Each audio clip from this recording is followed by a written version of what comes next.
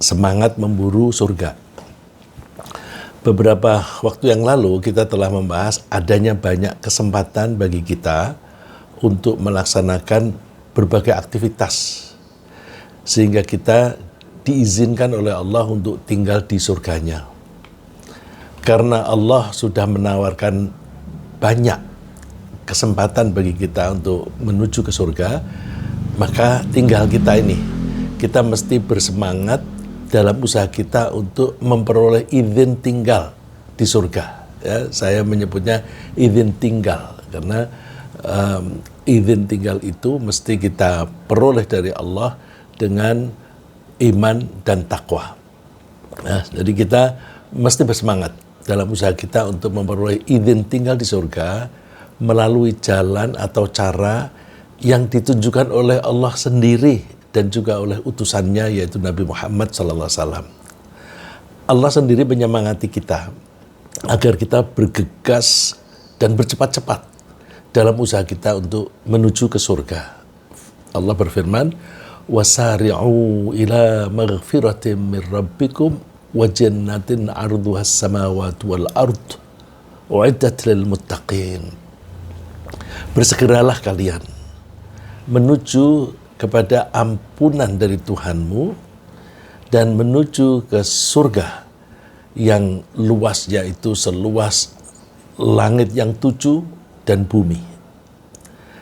Langit yang 7 di sini karena Allah ketika menyebut langit di sini pakai bentuk jamak. Jadi bukan hanya satu langit tetapi banyak langit.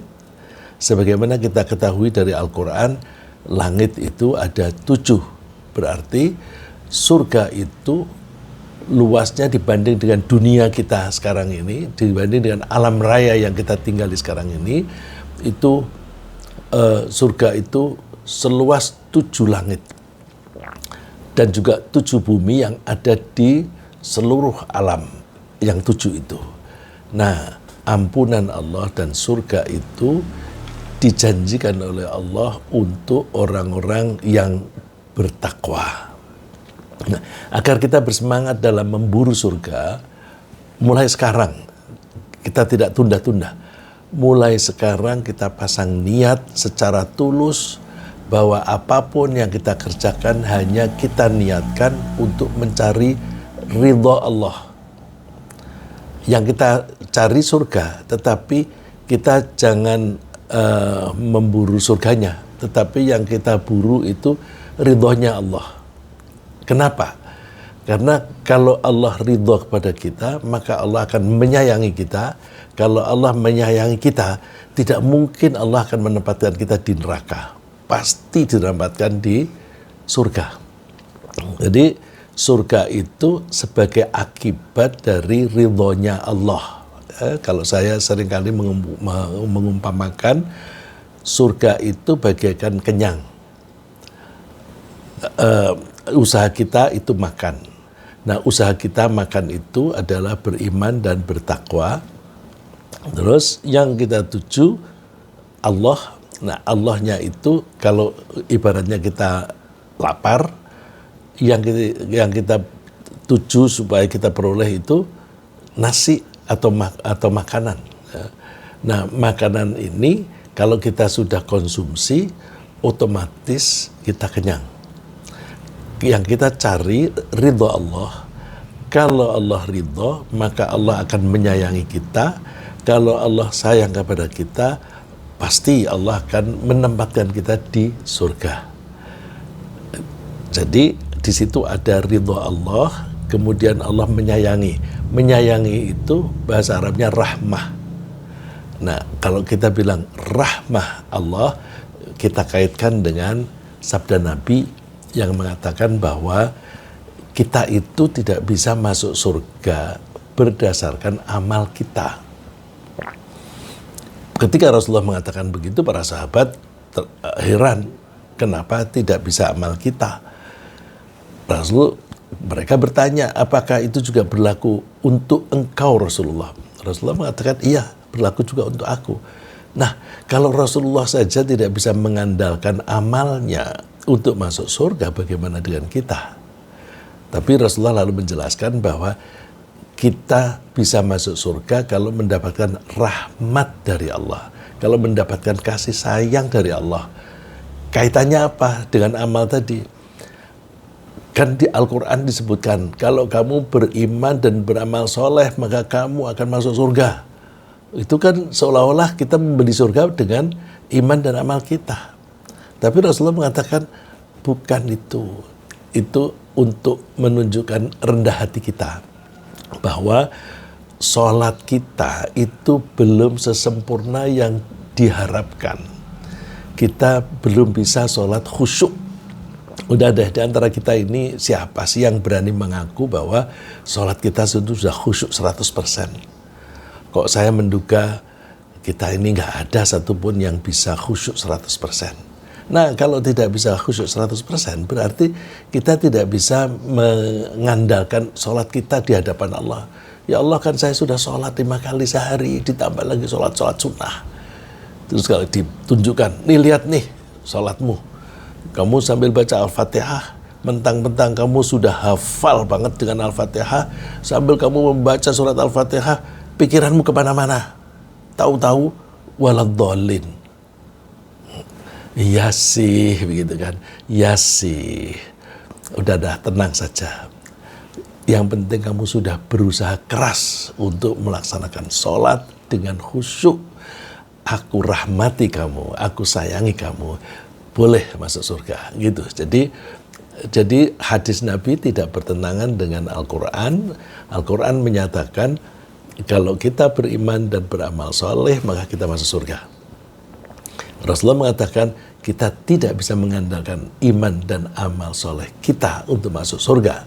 Itu artinya kalau kita itu mengandalkan ibadah kita, sholat kita dan sebagainya, itu tidak bisa kita andalkan untuk mendapatkan izin ke surga, karena kualitas iman kita, kualitas amal kita itu masih jauh dari ideal. Ketika bersedekah, kita dianjurkan bersedekah itu ikhlas hanya karena Allah. Kadang-kadang kita itu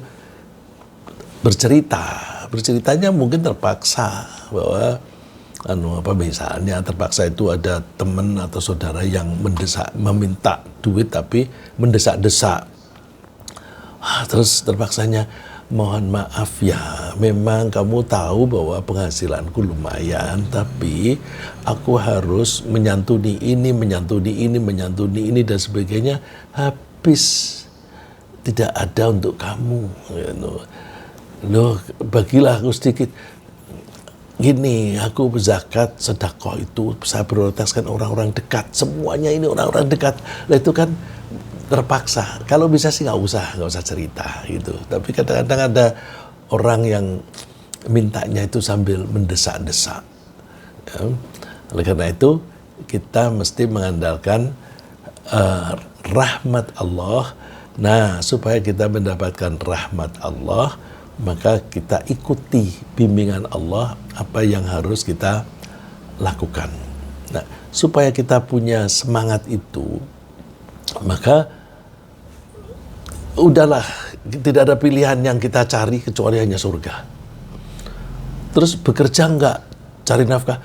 Bekerja dong. Tapi bekerjanya dalam rangka melaksanakan perintah Allah. Misalnya aku sebagai suami, sebagai bapak, aku ditugasi oleh Allah untuk memberi nafkah kepada istri dan anak saya. Jadi aku bekerja bukan semata-mata aku mencari kekayaan, enggak. Aku bekerja untuk melaksanakan tugas dari Allah. Jadi dengan begitu bekerjanya menjadi ibadah. Banyak orang mencari bekerja itu hanya cari duit, ya sesuap nasi. Nah, kalau hanya sesuap nasi itu nggak ada nilai ibadahnya. Jadi bekerja aku dalam rangka melaksanakan perintah Allah. Misalnya udah cukup untuk keluarga, kok kamu masih getol kerja? Iya, saya belum pergi haji. Aku harus bekerja keras untuk mendapatkan uang yang cukup untuk daftar dan membiayai haji. Nah, kerjanya itu bagian dari haji. Maka bekerja yang semacam itu adalah bekerja yang sifatnya ibadah. Ya, semua kita niatkan yang semacam itu. Beberapa waktu yang lalu sudah kita bahas tentang niat. Terus kalau ada pilihan misalnya, pilihan ini dalam hal seperti bekerja tadi juga bisa dipakai untuk pilihan. Aku kasih duit sekian miliar misalnya, tapi duitnya dari korupsi misalnya. Terus atau kamu nggak usah, kalau kamu nggak mau ya sudah. Tapi kalau kamu mau menerima ini, kamu mesti kerjasama dengan aku. Caranya begini. Jadi ditawari nih duit miliaran yang kita nggak pernah punya duit miliaran. Terus pilih mana? Pilih kekayaan yang dengan duit miliaran itu aku bisa membeli rumah. Sekarang aku rumahnya sewa melulu. Aku bisa beli. Nah, kalau sudah beli, tenang pikiranku. Milih itu atau milih kenikmatan yang dijanjikan oleh Allah tapi tertunda. Tidak sekarang, tapi nanti setelah meninggal dunia. Pilih mana? Banyak orang milih yang instan. Kalau surga kan masih nanti dan belum pasti lagi. Kalau ini duit miliaran pasti dan sekarang. Banyak orang yang buru-buru. Buru-buru itu kalau memang itu halal, oke, buru-buru. Tapi kalau tidak halal, nggak usah. Terus artinya enggak, aku tidak mau. Berapa miliar pun, triliun pun aku tidak mau. Karena aku tidak mencari itu. Yang aku cari adalah surga. Nah, itu pilihan semacam itu. Nah, ini Rasulullah pernah bercerita. Salah waktu itu berceritanya itu sedang duduk-duduk di mimbar. Di mimbar kok duduk sih? Ya.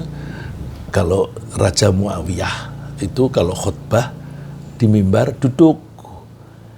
Kenapa? Dia kegemukan. Ya, karena kegemukan dia nggak tahan berdiri lama. Jadi dia khutbahnya itu sambil duduk di mimbar. Ini Rasulullah berada di mimbar duduk. Kira-kira kenapa itu? Karena beliau sakit. Kok sakit sampai segitu? Rasulullah kan tidak pernah sakit, hampir tidak pernah sakit. Nah, sakit yang berat itu adalah sakit yang terakhir kalinya menjelang wafat.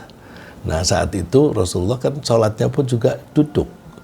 Terus didampingi oleh Abu Bakar di sebelahnya. Rasulullah mengatakan Allahu Akbar gitu aja, suaranya lemah. Lalu Abu Bakar baca keras, Allahu Akbar, supaya orang-orang yang di belakang mendengar. Nah, itu yang sekarang ditiru misalnya di Masjid Istiqlal. Ada imam Allahu Akbar, ada orang yang mengatakan Allahu Akbar dengan keras. Nah, itu niru Abu Bakar pada saat itu. Nah, pada saat itu Rasulullah bercerita, Inna abdan khayyarahullahu baina ayyutiyahu min zahratil hayatid dunya min zahratid dunya ma syaa wa ma baina ma indah. Rasulullah menawarkan Allah menawarkan kepada seorang hamba. Rasulullah menyebutnya seorang hamba. Abdan itu seorang yang tidak definit, tidak secara spesifik. Jadi seorang hamba begitu aja. Allah menawari hamba itu, apakah dia memilih zahratid dunya masya'a, keindahan dunia seperti yang dia kehendaki. Sudah dia berkehendak apa saja dah. Rumah yang mewah, kendaraan yang bagus, terus pengikut yang banyak, istana yang besar dan sebagainya. Atau wabaina ma indah, atau milih apa yang ada di sisi Allah. Rasulullah lalu meneruskan fakhtara ma indah. Lalu seorang hamba itu memilih apa yang di sisi Allah saja, tidak memilih yang ada di dunia ini, seindah apapun. Ini kan statement biasa. Jadi kalau saya ulang, Allah menawari seorang hamba akan memberinya tinggal pilih keindahan hidup di dunia seperti yang dia kehendaki, apapun. Dan satunya lagi alternatifnya, apa yang ada di sisi Allah. Hamba itu memilih apa yang di sisi Allah saja. Fabaka Abu Bakar. Abu Bakar nangis mendengar itu sambil mengatakan, Fadainaka bi abaina wa ummahatina. Kami sebagai tebusanmu Rasulullah, bapak-bapak kami dan ibu-ibu kami. Mendengar itu dan melihat Abu Bakar menangis, para sahabat itu heran. Saya tidak cantumkan di sini karena itu kalau saya cantumkan terlalu panjang, nanti hurufnya kecil-kecil. Jadi ini saya terangkan saja. Orang-orang itu pada heran. Itu orang tua itu, ngomongnya orang tua lagi. Ya, orang tua itu aneh. Rasulullah mengatakan begitu, kok dia menangis dan ngomongnya begitu lagi. Kamilah tebusannya. Bapak dan ibu kami rela untuk menjadi tebusannya. Terus selang beberapa hari Rasulullah wafat. Rasulullah wafat baru diterangkan oleh Abu Sa'id. Abu Sa'id itu sahabat dekatnya Rasulullah. Kalian nggak tahu ya, ketika Rasulullah itu mengatakan bahwa seorang hamba ditawari antara keindahan dunia dan surga, hamba itu memilih apa? Bukan surga yang disebut. Hamba itu memilih apa yang di sisi Allah. Kamu tahu, itu berarti Rasulullah mendapatkan hint, ya, mendapatkan isyarat bahwa beliau akan segera meninggal dunia.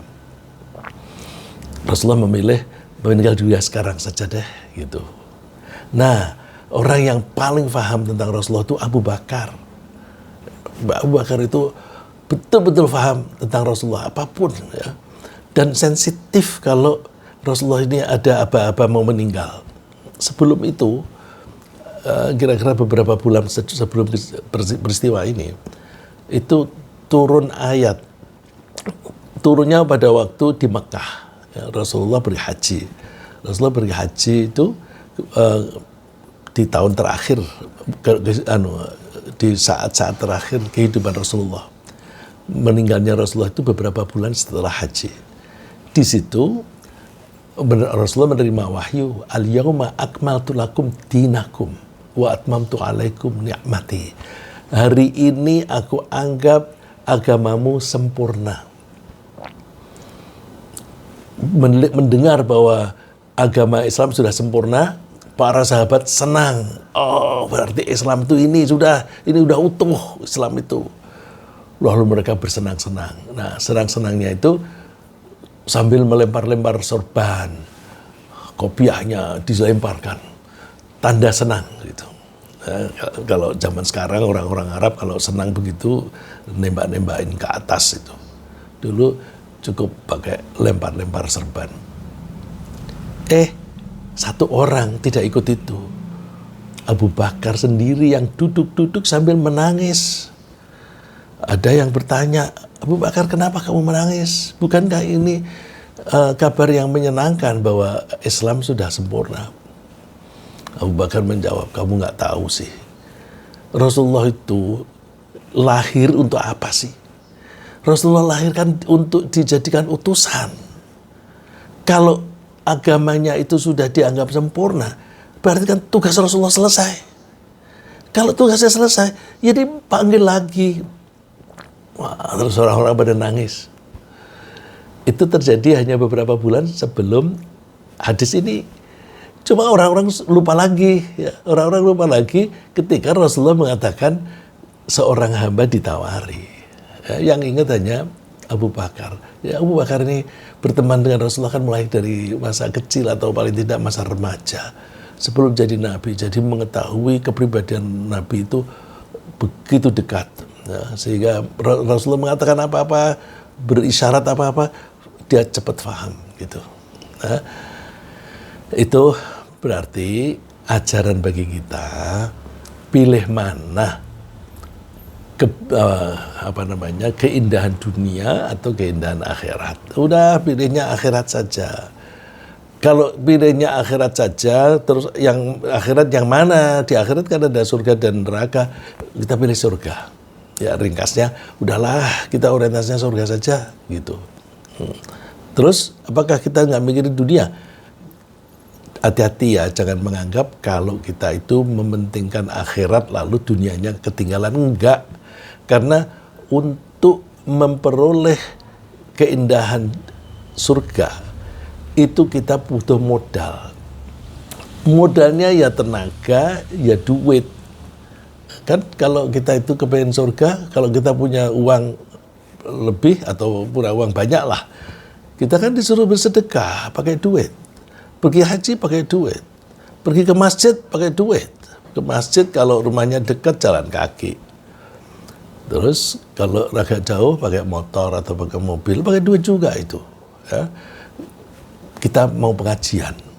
Aku pengajian sekarang nggak usah jauh-jauh, di rumah aja cukup, buka Zoom, udah beres. Pakai duit loh itu. Kan harus punya laptop atau punya HP. HP-nya ya jadul nggak bisa. Modal. HP saja nggak cukup. Kan harus punya data, harus punya fasilitas nyambung ke internet. Duit. Jadi kalau kita mau mengejar surga, mesti cari duit. Tapi niatnya jangan salah. Niatnya aku bukan mencari kekayaan, tapi untuk bekal menuju ke surga. Ke surga itu butuh duit. Jadi aku bekerja keras untuk cari surga. Nah kalau bekerja keras untuk cari surga, itu kan dapat duit. Cuma bedanya, kalau bekerja keras untuk mencari surga, itu yang haram-haram ditinggal, nggak mau. Diajak kerja sama korupsi, nggak mau. Ditawari duit hasil judi, nggak mau. Nggak, itu tidak masuk kriteriaku. Jadi kekayaannya orang yang orientasi surga, itu kekayaan yang bersih. Ya. Terus, dan memang selayaknya manusia itu ketika dihadapkan pilihan, beberapa pilihan, sebaiknya kita memilih yang paling mulia di antara pilihan yang ada. Jadi kalau ada pilihan, termasuk misalnya sholat, pilih mana? Sholat ini. Ya, pilih yang nilainya paling tinggi. Puasa, kita pilih puasa yang nilainya paling tinggi. Terus kalau tenaganya masih ada, tentu puasa yang lain-lain. Sholat juga begitu. Kita pilih yang nilainya tertinggi, terus kalau masih ada waktu, ada tenaga, kita lakukan yang nilainya di bawahnya. Itu berarti kita mengatur skala prioritas. Nah, intinya adalah bahwa kalau kita disodori pilihan, kita mesti pilih yang paling tinggi nilainya. Ini seperti apa yang dilakukan oleh Rasulullah diceritakan oleh cucunya sendiri, Husain bin Ali. Husain putranya Ali. Ali itu suami dari Ibu Fatimah. Ya. Fatimah itu putrinya Rasulullah SAW. Husain cerita, mengutip Nabi Muhammad SAW bersabda, Innallaha yuhibbu ma'aliyal akhlaq wa yakrahu safsafaha. Ini hadisnya ada yang versinya safsafaha, ada yang safasifaha. Artinya sama, ya. Rasulullah bersabda, sesungguhnya Allah itu menyukai akhlak, perilaku yang paling tinggi. Dan Allah membenci perilaku yang paling rendah. Jadi ini kan secara keseluruhan. Perilaku mana yang kamu pilih untuk kamu lakukan? Pilih yang paling tinggi. Misalnya ketika kita bergaul dengan teman, ya kita memilih akhlak yang tinggi dengan menghormati orang lain. Kita tidak sombong. Menghormati orang lain itu ya menghormati orang lain itu gampang, tapi prakteknya tidak segampang itu. Misalnya menghormati orang lain itu bagaimana? Ya kita kalau bicara usahakan nada kita tidak lebih tinggi daripada orang yang kita ajak bicara. Kita paling tidak sama atau lebih rendah. Terus pilihan kosakatanya kita pilih yang bagus, ya. Kemudian kita itu menunjukkan hormat, misalnya dengan ketika yang berbicara dengan kita itu sedang berbicara, kita dengarkan dulu. Kita dengarkan sampai selesai. Orang kalau berbicara terus didengarkan, dia tuh senang. Dan itu bagus bagi kita, karena kalau kita motong omongan dia, kita belum bisa memahami ide dia secara menyeluruh. Dia lagi bicara satu kalimat, padahal dia mau ngomong misalnya 10 kalimat.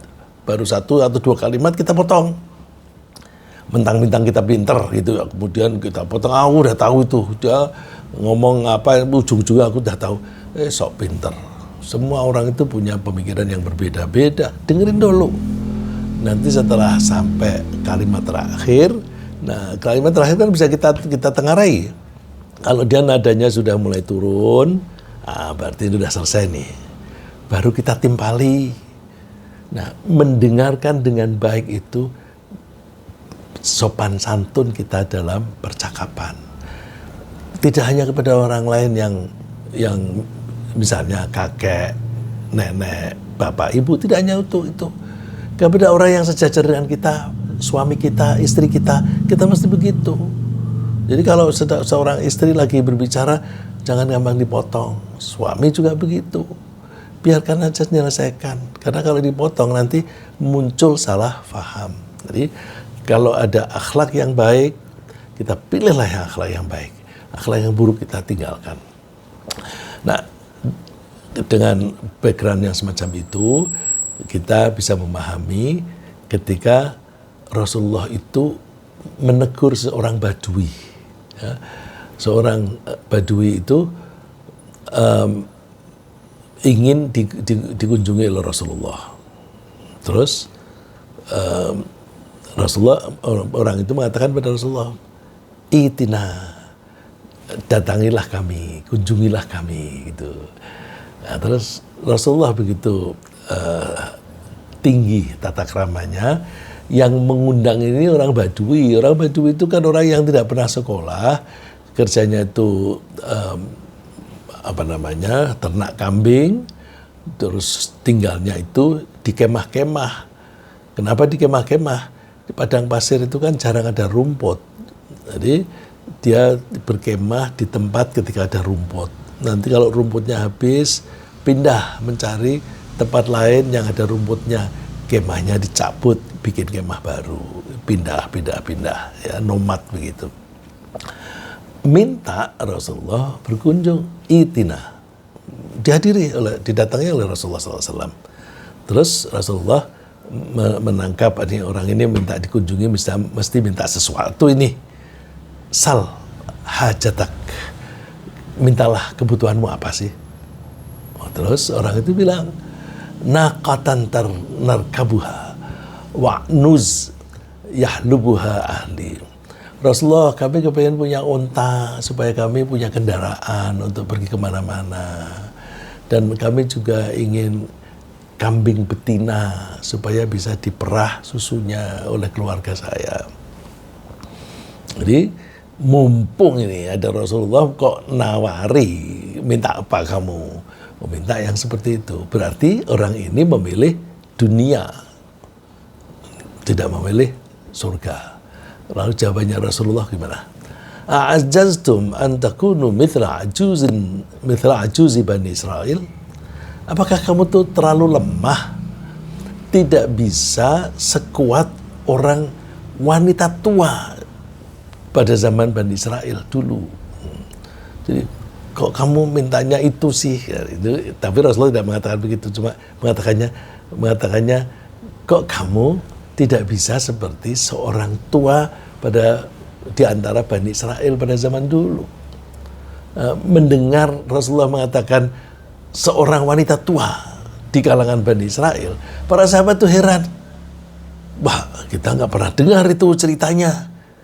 Kan Rasulullah itu kan pengetahuannya itu tidak hanya dari guru. Rasulullah itu gurunya ya Allah, karena menerima wahyu dari Allah, bisa langsung, bisa lewat malaikat Jibril. Para sahabat bertanya, siapa itu orang tua wanita di kalangan Bani Israel? Wa ma ajuz Bani Israel. Kemudian dia cerita, Rasulullah cerita, Nabi Musa ketika mau eksodus, mau keluar dari Mesir dengan para sahabatnya, orang-orang Bani Israel yang semua yang berada di Mesir, itu kan semula disiksa oleh Firaun. Karena itu Allah mengutus Nabi Musa, misinya 2. Satu, berdakwah, termasuk berdakwah kepada Firaun dan pada teman-temannya dan pada umatnya.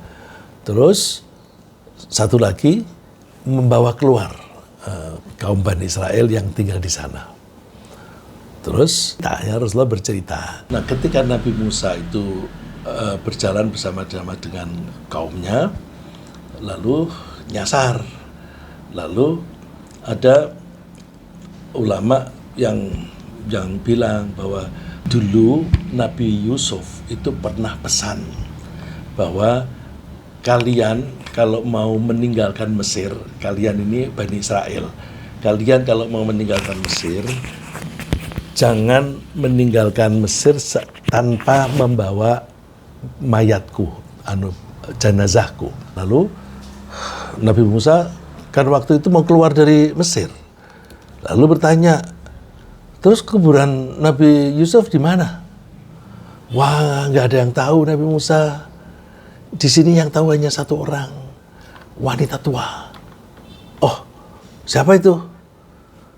Coba kamu, siapa yang tahu wanita itu di mana tinggalnya? Ada yang mengetahui, terus diutus oleh Nabi Musa, panggil wanita itu. Panggillah, didatangkan menghadap Nabi Musa. Terus Nabi Musa tanya, ibu tahu di mana kuburannya Nabi Yusuf? Jawabannya wanita ini menarik. Demi Tuhan, aku tidak akan memberitahu kamu di mana kuburan Nabi Yusuf kalau kamu belum berjanji. Apa itu janjinya? Kamu berjanji aku harus masuk surga bersama dengan kamu. Wanita tua ini tahu ini seorang nabi. Nabi pasti masuk surga.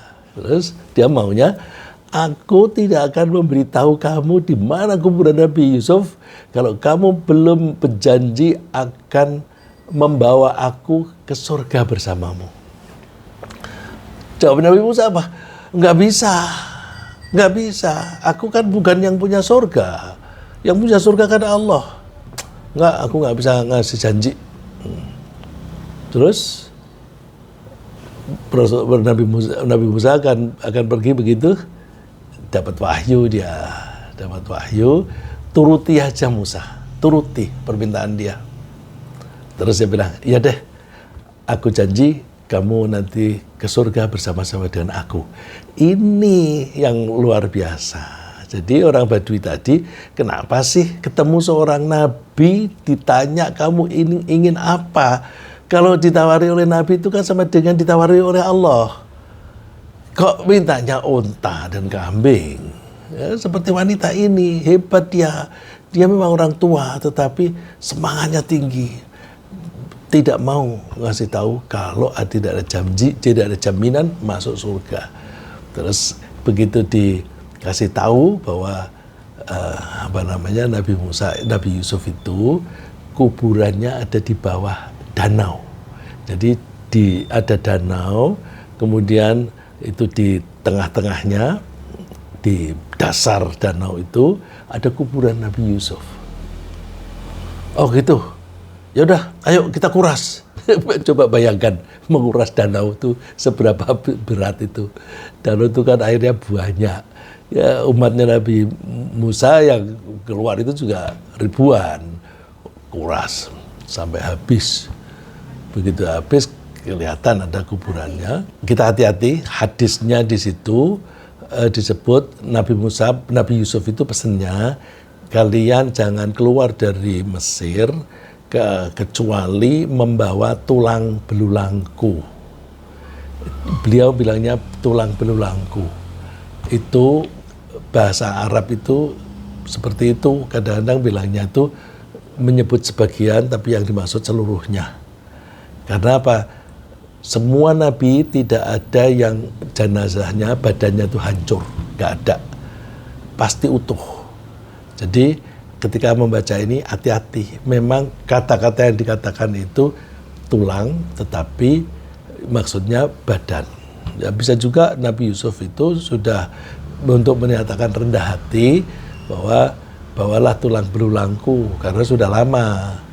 Nah, tapi kita berdasarkan informasi dari Rasulullah SAW bahwa semua nabi tidak ada yang badannya itu dihabiskan oleh tanah ketika dikubur di situ. Ya. Jadi jenazahnya diambil terus dibawa.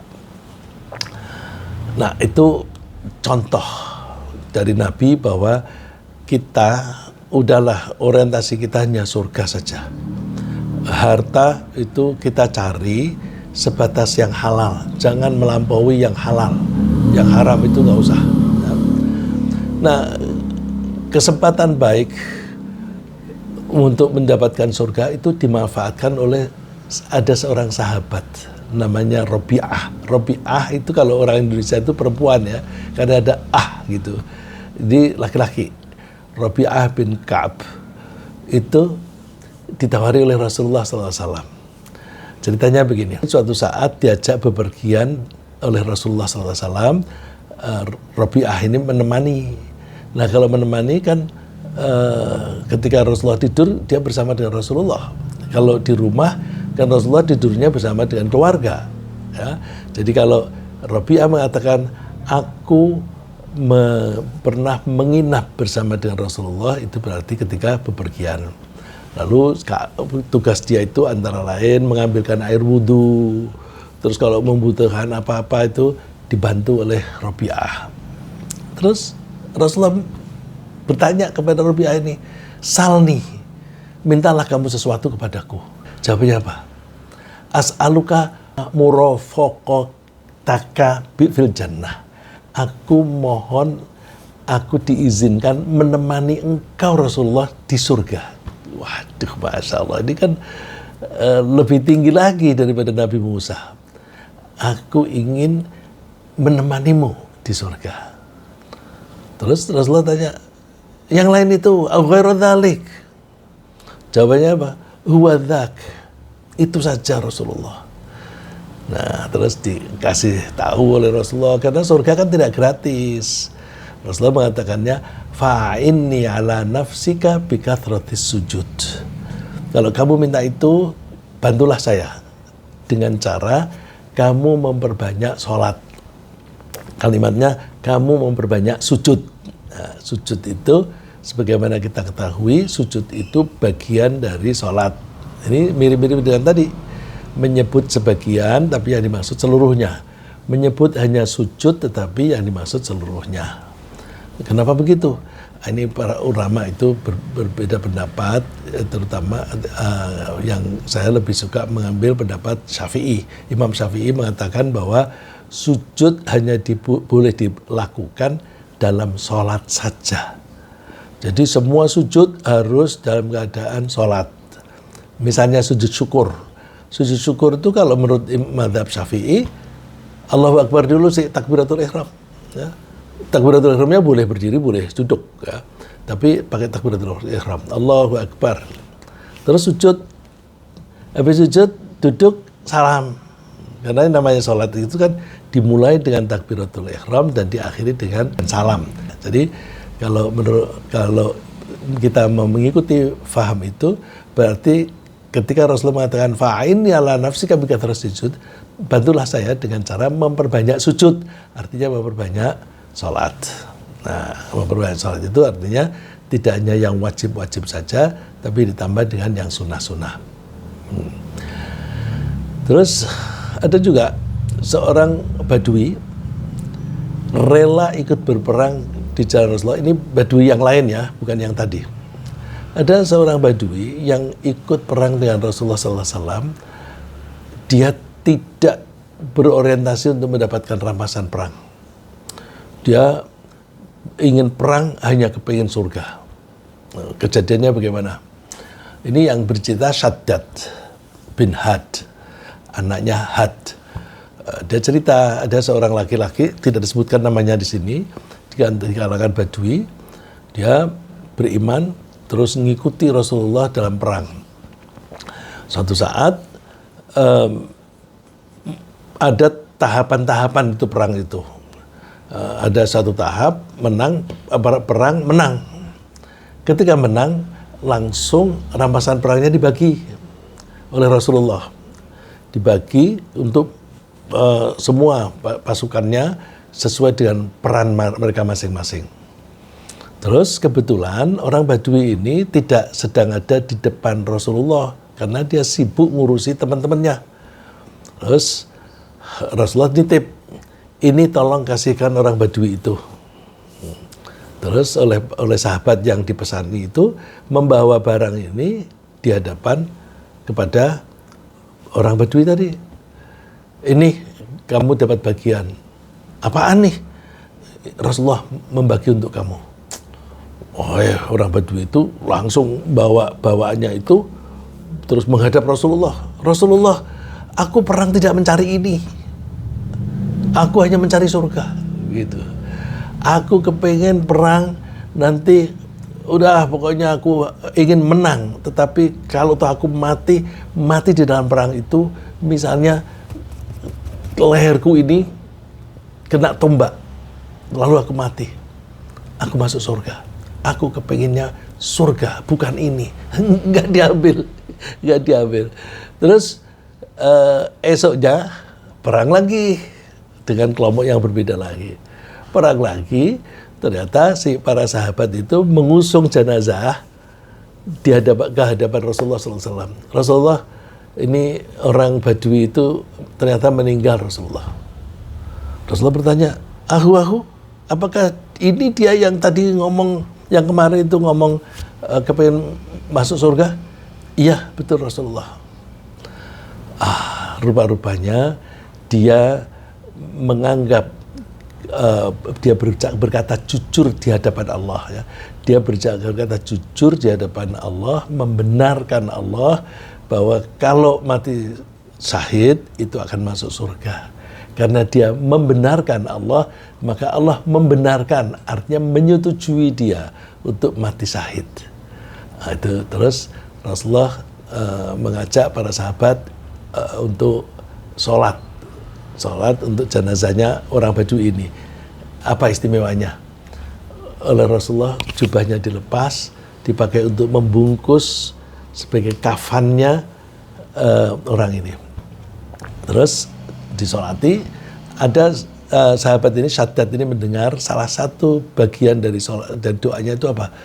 Allahumma hadza abduk kharaja muhajiran fi sabilik faqutila syahidan ana syahidun ala dzalik. Wahai Allah, ini di hadapanku adalah hambamu yang dia keluar dari rumah untuk hijrah mengikuti jalanmu, kemudian dia terbunuh syahid. Aku menyaksikan hal itu. Ya, coba ini yang terkesan saya ini, ana syahidun ala dzalik. Aku yang menjadi saksi. Ini kan kuat sekali. Jadi nanti di hadapan Allah, di akhirat nanti Rasulullah menjadi saksi. Jadi insya Allah bisa dipastikan dia masuk surga. Udahlah, kita niru orang-orang semacam ini. Ya, bagi kita yang hidup dalam suasana damai, kita bersyukur kepada Allah atas situasi damai yang Allah ciptakan ini. Kita manfaatkan situasi damai ini untuk memperbanyak kegiatan baik yang bermanfaat. Baik bermanfaat untuk diri kita sendiri dan juga bermanfaat untuk orang lain. Bermanfaat untuk orang lain itu misalnya menolong orang lain, memberi santunan kepada orang-orang miskin, membuat madrasah, membangun masjid, membuat pesantren, membiayai para santri, membiayai para murid-murid yang sekolah. Ya, anak-anak sekolah itu kan banyak yang orang tuanya tidak mampu. Ya, jadi orang biasa, bukan nabi yang paling banyak itu semuanya mesti orientasinya surga. Nah, di antara manusia biasa ada orang yang ideal. luar biasa. Mungkin sampai sekarang kita belum pernah ketemu orang seperti beliau, yaitu Abu Bakar. Abu Bakar itu, Umar itu sampai ingin bersaing dengan Abu Bakar, nggak bisa. Ya. Suatu saat itu, ini sebelum saya kutip ini, Umar itu pada waktu itu akan perang ya, akan perang. Lalu Umar, kali ini aku ingin mengalahkan Abu Bakar. Hartaku aku ambil separuh, aku sumbangkan untuk perang. Terus dia bawa hartanya itu di hadapan Rasulullah. Rasulullah, ini sumbangan saya untuk perang. Terus Rasulullah tanya, Umar, sebanyak ini di rumah kamu masih ada nggak? Ada sebanyak itu juga. Ada sebanyak itu, berarti kan itu separuh dari harganya. Wah, dia bangga, aku bisa mengalahkan Abu Bakar. Tidak lama kemudian Abu Bakar datang membawa ke hartanya. Abu Bakar, sebanyak ini di rumah apa yang kamu sediakan? Aku serahkan kepada Allah dan Rasul. Itu sudah semua harta saya. Wah, itu hebatnya Abu Bakar. Nah, di sini saya ceritakan, kalau itu kan kita tidak bisa meniru karena sekarang tidak ada perang fisabilillah semacam itu. Yang bisa kita tiru adalah yang seperti di hadis yang saya kutip di sini. Ya, suatu saat Rasulullah itu berkumpul dengan beberapa sahabat, lalu dia tanya kepada para sahabat itu, siapa yang hari ini puasa? Man asbaha minkumul yauma shaiman, siapa yang puasa hari ini? Abu Bakar, ana, saya. Terus pertanyaan lagi, faman tabi'a minkumul yauma janazah, siapa yang hari ini sudah mengantar jenazah ke kuburan? Ana, Abu Bakar lagi itu. Terus pertanyaan lagi, faman at'ama minkumul yauma miskinan, siapa yang hari gini, sehari ini sudah memberi makan kepada orang miskin? Yang angkat tangan, ana, Abu Bakar lagi. Lagi masih ditanya lagi. Faman ada minkumul yauma maridhan, siapa yang hari ini sudah menengok orang sakit? Abu Bakar, ana. Luar biasa. Terus Rasulullah mengatakan, majtama'na fi imri'in illa dakhalal jannah. Kalau hal-hal kebaikan ini berkumpul jadi satu pada seseorang, ya, artinya punya amalan ini, itu, dan sebagainya, berkumpul pada seseorang, maka tiada lain nanti ketika meninggal dia pasti masuk surga. Nah, bagi kita tiru aja Abu Bakar. Kita tidak bisa meniru menyumbangkan harta kita 100% untuk perang fisabilillah, nggak ada perangnya, dan juga kita masih butuh untuk konsumsi keluarga kita. Nah, sekarang mumpung masa damai, kita gunakan tenaga kita, pikiran kita hanya untuk kebaikan, supaya kita ketika surga itu, di surga itu pintunya banyak. Ada pintu sholat, ada pintu puasa. Kalau pintu puasa disebut ar-rayyan, ada pintu sedekah. Nah, kalau kita itu baik di semuanya, kan kita bisa dipanggil dari setiap pintu. Terus, aku mau menekuni salah satu saja. Ya, menekuni salah satu ya kalau sukses. Kalau menekuni banyak kan nanti tidak sukses di satu pintu, sukses di pintu yang lain. Ya. Terus, nah, kalau kita berdoa, kita dianjurkan oleh Rasulullah, sampai berdoa pun minta surga dan jangan tanggung-tanggung. Minta surga yang paling tinggi derajatnya. Itu namanya Firdaus.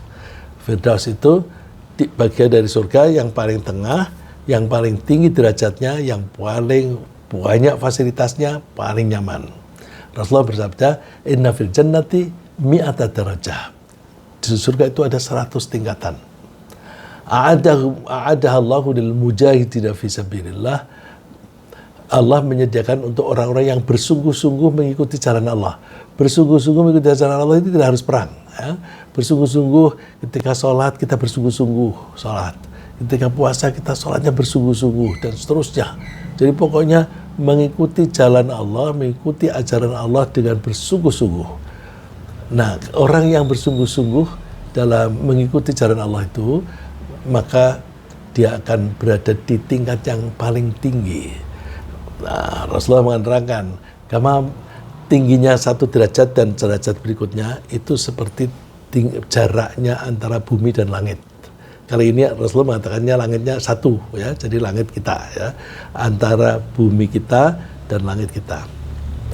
Fa idza sa'altumullah fas'aluhul firdaus. Kalau kamu mohon berdoa kepada Allah, mintalah surga Firdaus. Fa innahu awsatul jannah. Fa innahu awsatul jannah, karena Firdaus itu di tengah surga. Wa 'alal jannah, dan juga yang paling tinggi. Urahu fawqahu arsyur rahman. Ketika Rasulullah itu Mi'raj, itu diberi kesempatan untuk melihat surga Firdaus. Di atasnya itu arash. Ya, arash itu tempat yang paling tinggi. Ya. Wa minhu tafakhuru anharul jannah. Dari situ sungai-sungai surga itu mengalir. Jadi itu dekat dengan mata air. Semua air itu asalnya dari Firdaus. Kalau asalnya dari Firdaus itu artinya yang paling bening kan, yang pertama kali keluar, paling bening, belum ada pencemaran apapun. Tentu di surga tidak ada pencemaran seperti di dunia ini yang ada pabrik membuang limbahnya ke kali, rumah tangga membuang kotorannya di kali dan sebagainya. Kalau di sana nggak ada, ya. Mudah-mudahan apa yang kita bahas ini memotivasi kita semuanya agar kita itu dalam hidup ini orientasinya kita satu saja, mencari ridho Allah agar kita mendapatkan surga. Ya. Ringkasnya apa yang kita bahas pagi ini adalah bahwa Allah menganjurkan agar kita ini bergegas-gegas menuju surga. Kita memilih kenikmatan yang tak terbatas di surga daripada kita memilih dunia yang jumlahnya terbatas, masanya terbatas, dan kemampuan kita memanfaatkan fasilitas dunia itu juga terbatas. Kita mempunyai harta banyak, kita mati, harta itu kita tinggal. Nah, agar cita-cita tercapai, kita memperbanyak amal baik sambil memohon kepada Allah. Mudah-mudahan Allah menempatkan kita di Firdaus, tempat yang paling nikmat di tengah surga.